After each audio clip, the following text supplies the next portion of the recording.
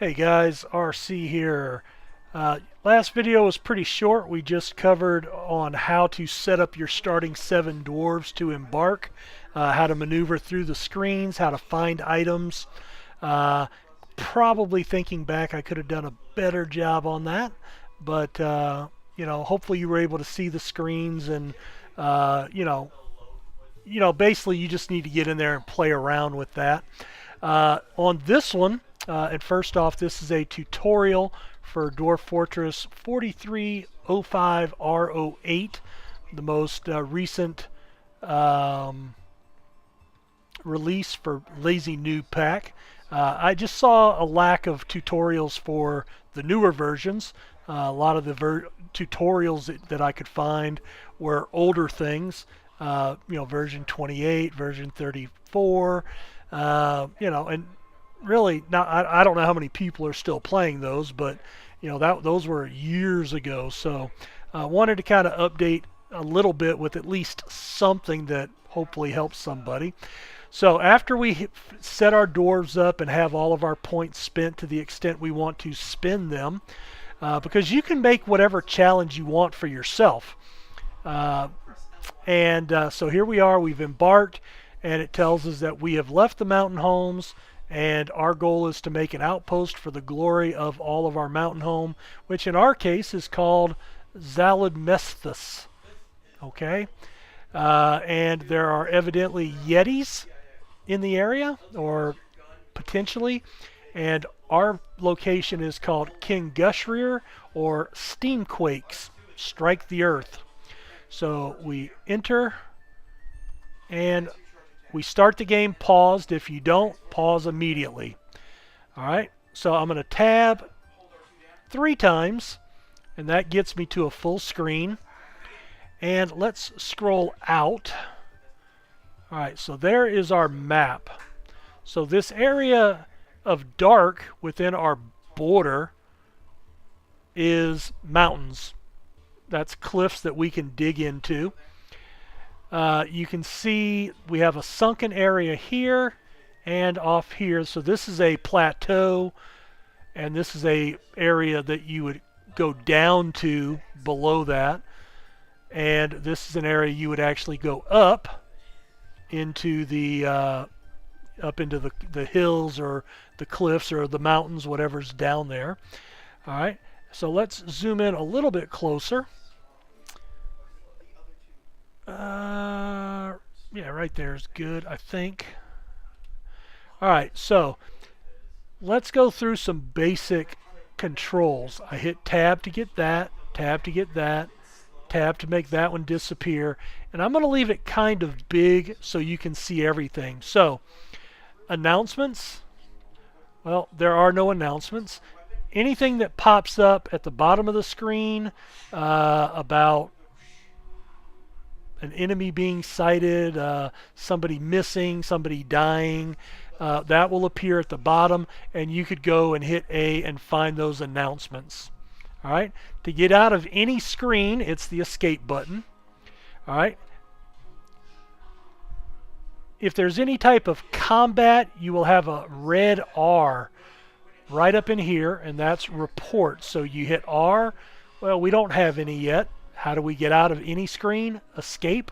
What happens if I hit escape too many times? Oh, well, that's where I went. I don't want to do that. I want to return to game. Actually, you would actually hit it twice. You'd come back here anyway.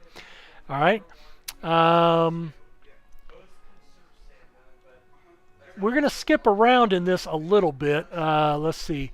Designations is your physical labor, chopping down trees, digging stairs, smoothing and engraving stone, things of that nature. Escape.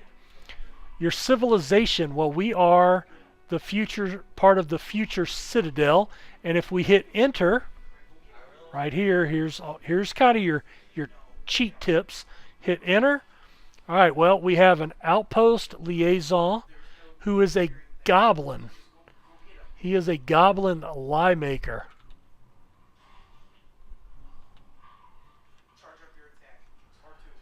How crazy is that? So our outpost liaison is actually a goblin that has sided with the dwarves somehow. All right, we have a diplomat who is a miner. We have a general. We have a baroness, another baroness, a king consort, a couple more baronesses, a baron, a handful of other baronesses, a few more barons, more baronesses, another baron, three countesses, and our dwarven civilization is led, in our case, by a queen named Unib, and she is a diagnoser. So she's a physician. She's a doctor. In her, that's her job. That's what she is proficient at. But she is also the queen of our entire civilization. All right, escape, escape. Now, as we find more civilizations, let's say when humans come and trade with us, then the human civilization that we are exposed to will appear. The elves will appear when they come to trade with us, or when they come to screech at us for cutting down all the trees and having an ugly domain. We will get and dwarves, elves, humans, and goblins. When we are attacked by a goblin civilization, that will appear here as well. We can see who the leader is. He might actually be a demon, but those will appear later. All right, building. This is where you would actually build things. You'd place a bed, place a door into a door frame, build a cabinet, build a farm plot, build a statue, build a trade depot. So, you have B for building something, making something, and then you have D for physical labor, designating something for a physical manipulation. O is to set orders. The only thing I mess with in here, you can specify. So like I might change H. Instead of all my dwarves harvesting food, I only want my farmers to harvest. And then in my forbid, which is a capital F, so you have to hit Shift F. The only thing I don't want here is to disregard used ammunition. I want to claim it. So if I have somebody that shoots a crossbow bolt and it doesn't break, I want them to go pick it up so they can use it again, instead of just leaving thousands of bolts out there and I have to keep making more. All right, I don't have to save that. It's already done. And escape again. Oh, I do need to go back in, and R is another one I do, is refuse. I do not want my dwarves ignoring outside refuse. I want them to gather it, but I will ignore vermin remains. So if one of my cats kills a mouse, okay, well, that's fine. He's going to leave, they'll leave the mouse corpse out there. All right, escape, escape. The next one is a unit list. This is how you would look at all the people in your settlement. You'll use this one a lot. So building you'll use a lot, designation you'll use a lot, unit list you'll use a lot. Now, you'll notice there are 4 tabs up here. We get through those using the right and left arrow keys. All right, so this is our starting 7 dwarves, and it shows what they're doing. Tab over with the arrow. This is the pets and livestock we have brought with us. There are 4 giant mountain goats. Now, I can view those. A huge monster in the form of a mountain goat. Bulky muscles, white hair, pink skin, and black eyes. How do we get out of a screen? Escape. Alright, so we have 4 mountain goats. Now, what if I want to find where they're at? Z, go to the unit. So I'm going to hit the Z button, Z, and there's we're on top of one right there. That's the one that I had highlighted, but there's another one there. And if we go down a level, or no, there's not there. Okay, so there are 2 more around somewhere. Now, where are they at in relation to us? All right, well, this is that we're going up. All right, there we are right here. We go up one level. So here we are. You can see us down one level. They're over here. Okay. So they are close, but not too close. I don't know if they're dangerous. All right, well, how do we find that out if we don't know? Dwarf Wiki. Giant mountain goat. There's what it described it as. They're much larger counterparts. They behave like their normal cousins. There are 1 to 4 individuals who meander aimlessly around the landscape. However, they are benign and will normally flee from danger. They can be captured. They can be trained.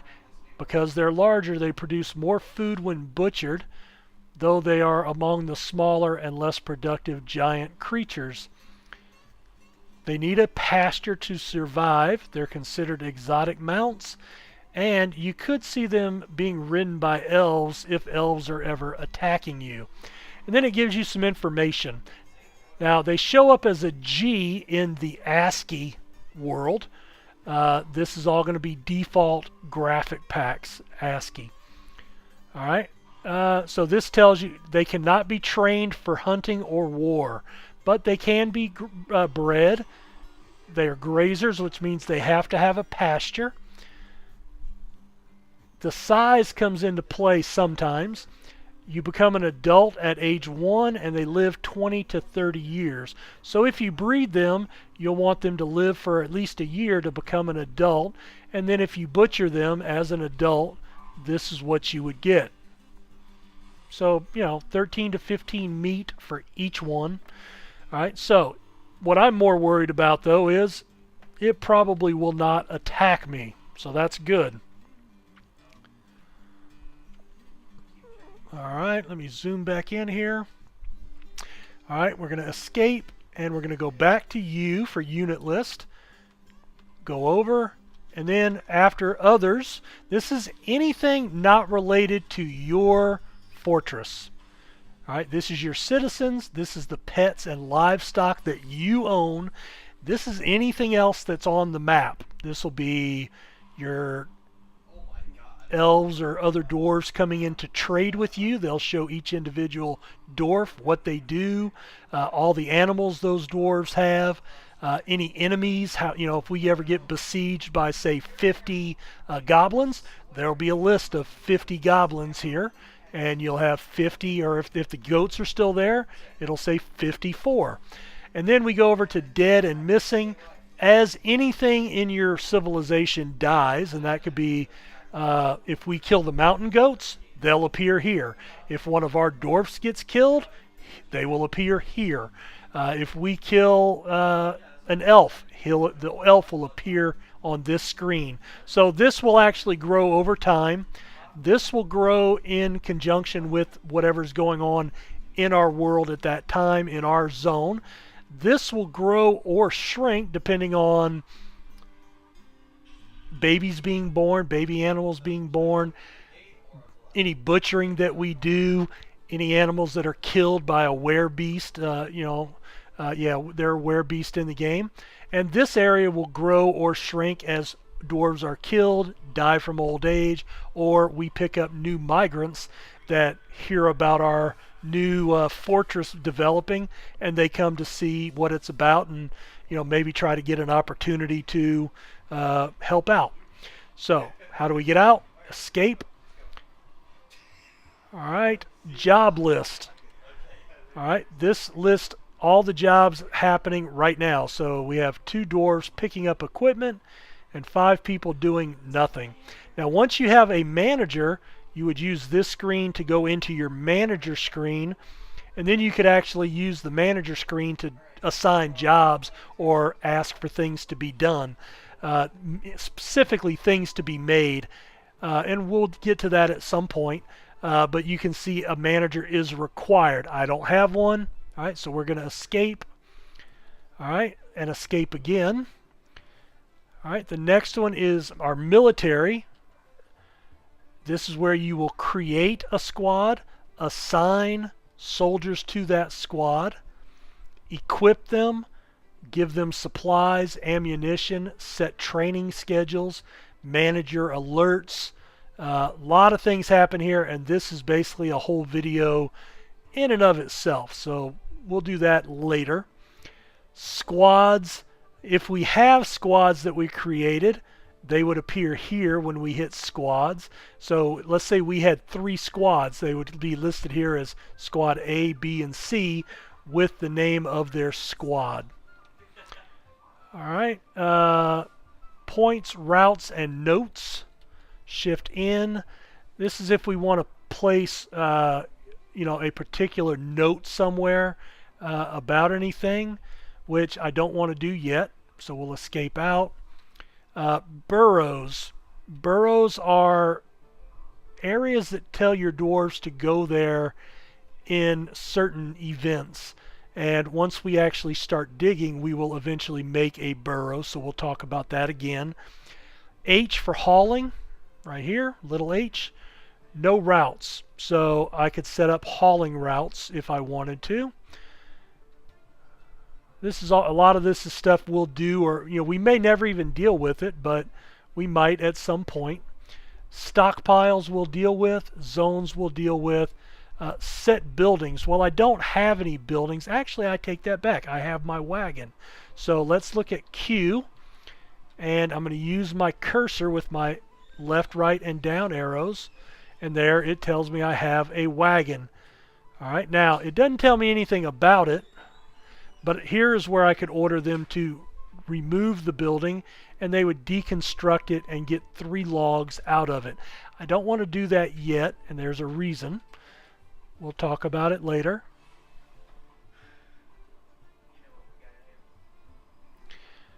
Let's see. View rooms, that's Shift R. Well, in my wagon, I can hit enter. Well, it's not telling me anything specific. I can hit T, zoom to the items, and there's where it'll tell me, okay, I have 3 pieces of cedar wood make up the wagon. I've got a copper pick, a battle axe. This is everything that I have brought with me. Okay. Now, everything that has parentheses around it is something I brought from the mountain home to start the game. So you'll be able to tell that later on. If it does not have that, if it has 2 parentheses like this on both sides, that means it's something that you acquired after the start. So anything from now till the end of the game. Now that has 2 because it's parentheses for pigtail and then parentheses for the whole thing. So don't let that throw you. All right. Now we can forbid things, we can dump things, we can melt things, we can actually look at things. So I'm using the plus and minus key again. Let's look at that, and I want to enter. I want to view it. All right. So it's a copper pick. All right. Description. It's a copper pick. Useful as a weapon. However, putting miners in the military causes equipment clashes. So they won't be miners anymore if you put them into a squad. Okay. So anyway, we'll look at that more later. And that was T. So again, T goes right there. You don't have to go to R and then T, but you can.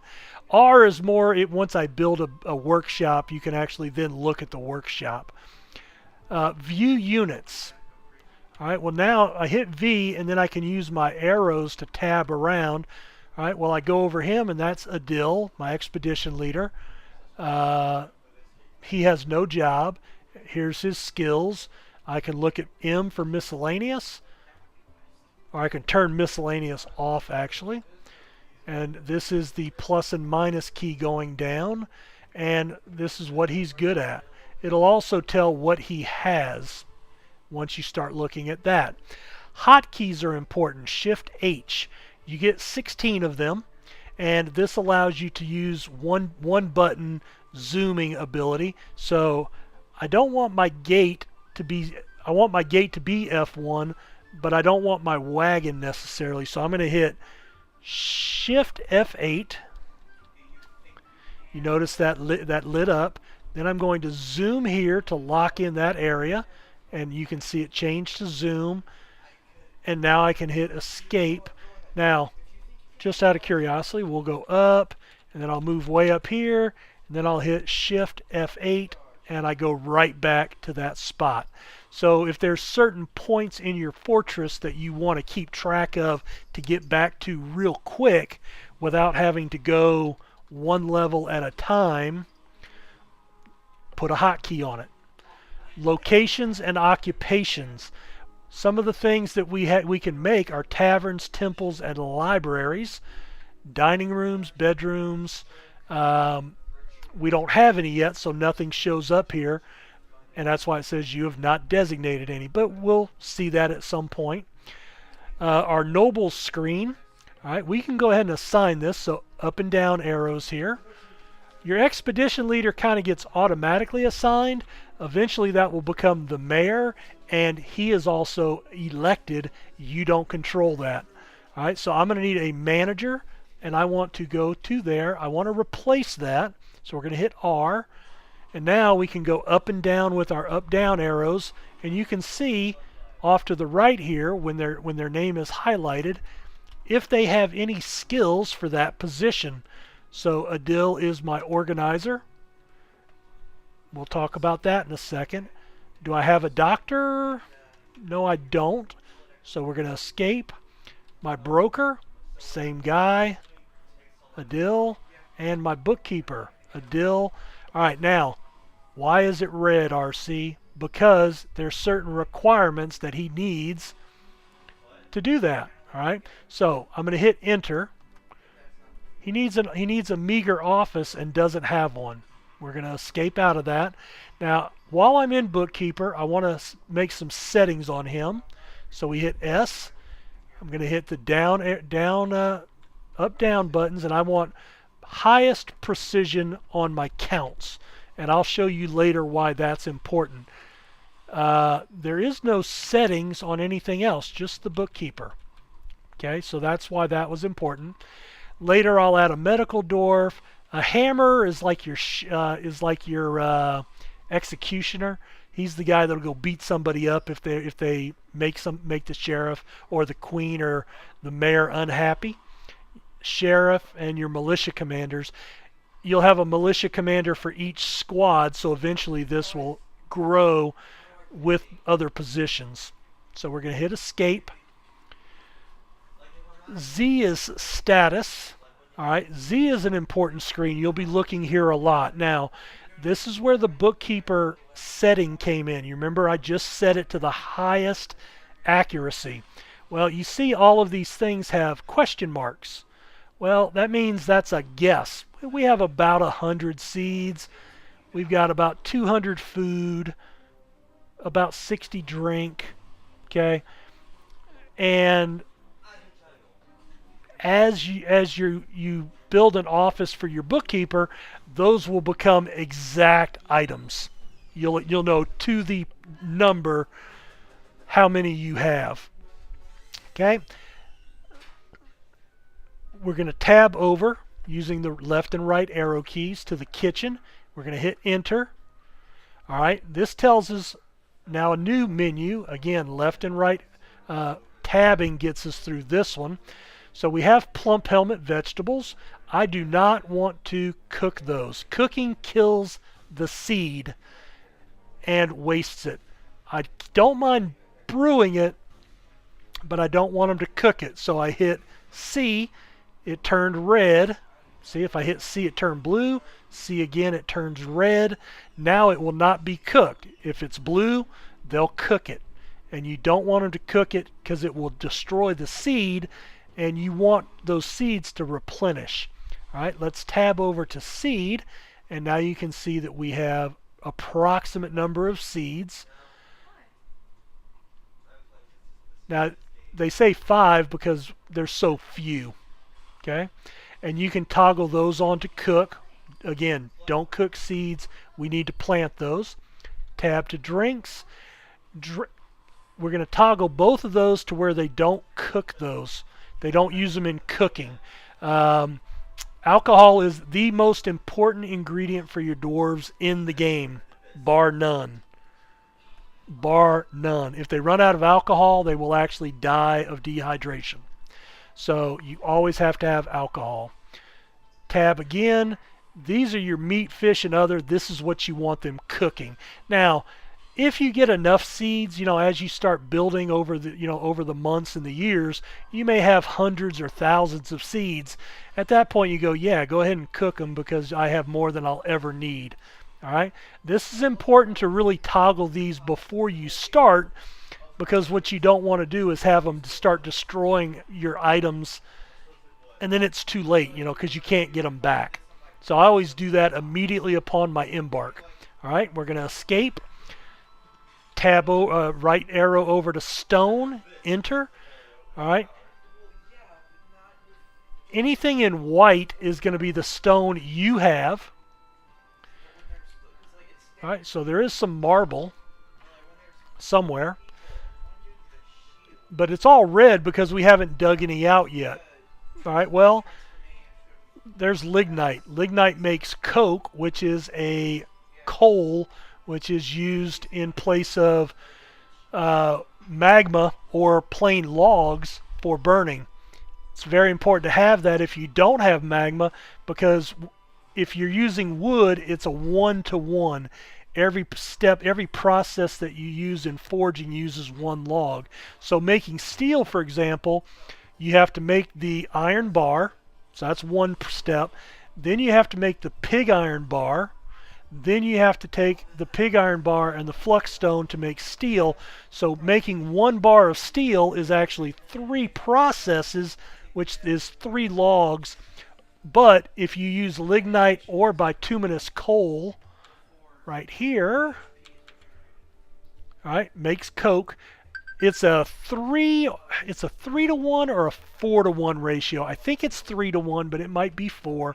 So for every piece of coal rock that you turn into coal, it makes 4. So you get more bang for your buck.